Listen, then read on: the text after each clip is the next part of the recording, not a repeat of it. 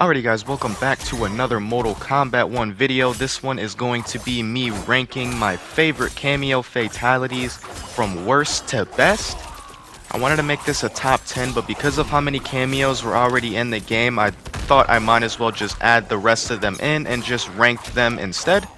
Keep in mind, these are all in my opinion, and with that being said, hopefully you guys do come to enjoy this ranking video. If you do, make sure you leave a like on the video, subscribe if you guys are new, and comment down below your favorite fatality from the cameos, and let's get into the beginning.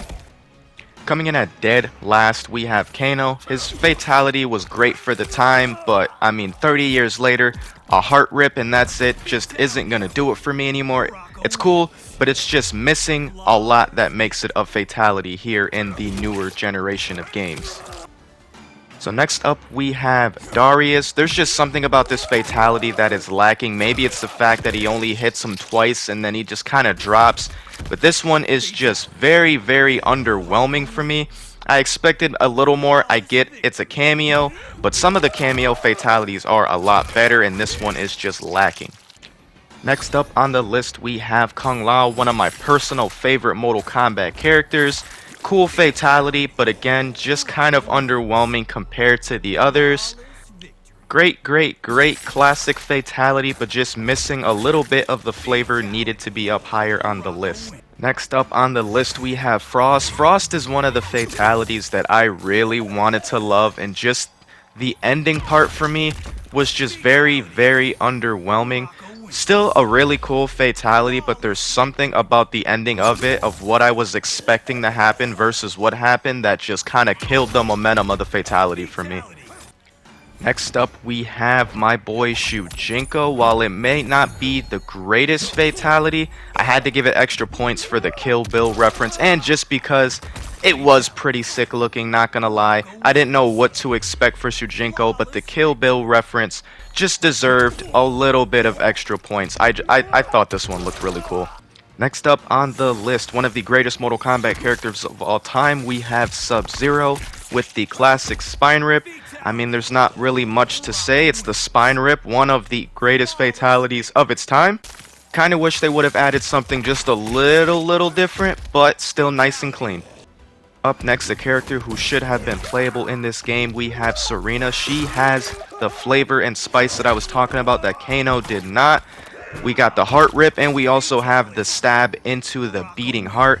Looked really cool. That is exactly what Kano's fatality was missing. It was that right there. Next up on the list, we have Striker. I feel like people might not personally agree. There's just, for me, there's something about explosions that just gives it that extra touch that a lot of these fatalities are missing. I love explosions, so for that, it gave it a couple extra points for me. Things exploding are always great. I know for a fact this one's probably gonna upset people with how high up on the list is, but man, there's something about Jax growing 20 times his size and just stomping out someone and just seeing the little bits and pieces of what's left with them under his shoe that just looked beautiful to me. Alright, coming up next is Sonya Blade, and other than this fatality probably looking some of the best that the series has made it look, there's really only one reason why Sonya is up this high, and that is because Sonya will really put it on ya! Coming in our top 5, number 5 is the main man, the Prince Goro.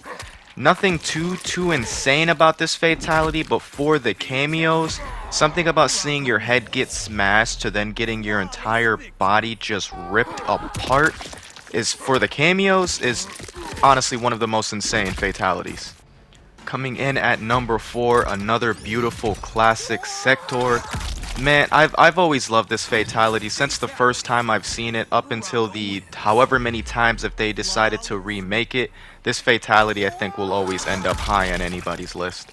Coming in at number 3, we have Motaro. I feel like people might not agree, but like I said earlier, explosions, they for me, I love explosions. So having that, getting a scorpion stinger stabbed in your head to then just exploding and only having your arms left, just done something right for me. Coming in at number 2, we have Scorpion with the classic toasty fatality with, of course, the added flavor. The explosion is exactly what I needed to see. Still one of the greatest Mortal Kombat fatalities to ever exist, and that is why it is at my number 2.